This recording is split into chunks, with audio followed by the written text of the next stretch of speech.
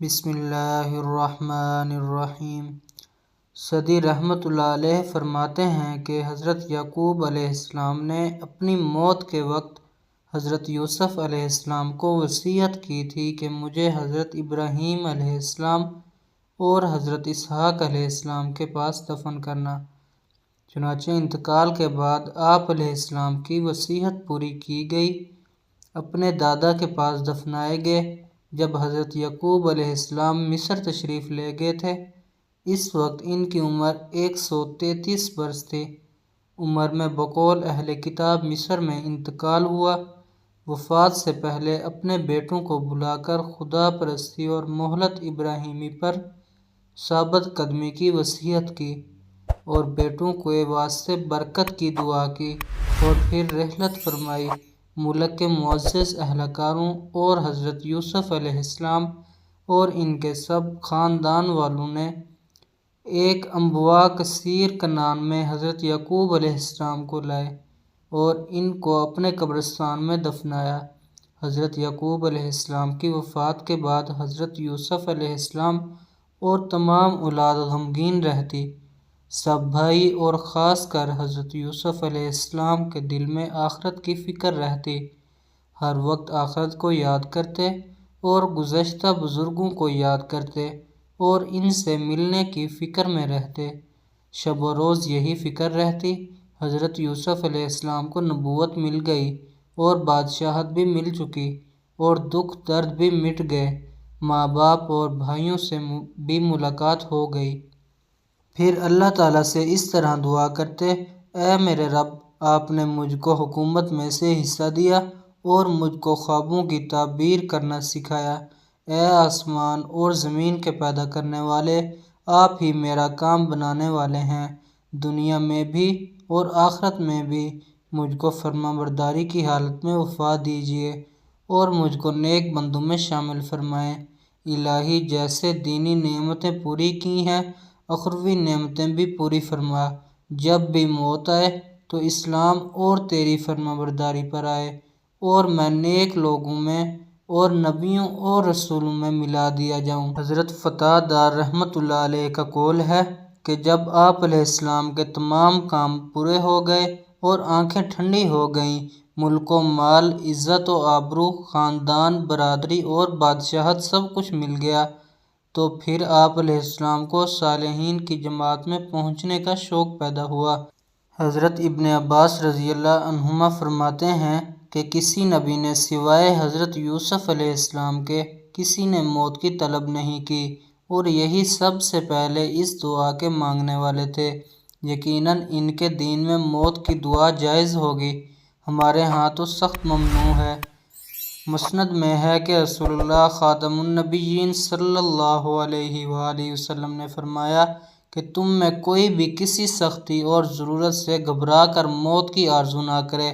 غرض یہ کہ حضرت یوسف علیہ السلام کی اس دعا سے مقصد یہ تھا جب بھی موت آئے تو اسلام پر آئے اور نیکوں میں مل جاؤں، یہ نہیں کہ اسی وقت آپ علیہ السلام نے موت مانگی ہو، جیسا کہ یہ دعا ہماری ہوتی ہے کہ پروردگار عالم ہم کو اسلام پر موت دے۔ اس کا بھی مطلب ہوتا ہے کہ جب بھی مریں اسلام پر مریں اور نیکوکاروں میں ملا دیے جائیں۔ اگر یہی مراد ہو کہ واقعی آپ علیہ السلام نے اسی وقت موت مانگی ہو تو ممکن ہے اس وقت کی شریعت میں جائز ہو، اس شریعت میں موت مانگنی جائز نہیں۔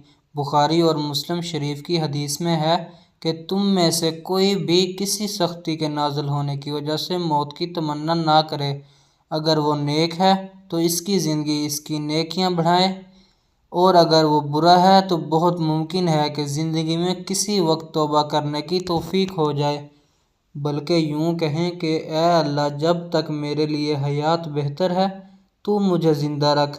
ہاں، دینی فتنوں کے وقت موت کی تمنا جائز ہے۔ حضرت امام بخاری رحمۃ اللہ علیہ پر جب فتنوں کی زیادتی ہوئی اور دین کا سنبھالنا مشکل ہو گیا اور امیر خراسان کے ساتھ بڑے بڑے معرکے پیش آئے تو انہوں نے بھی موت کی دعا مانگی۔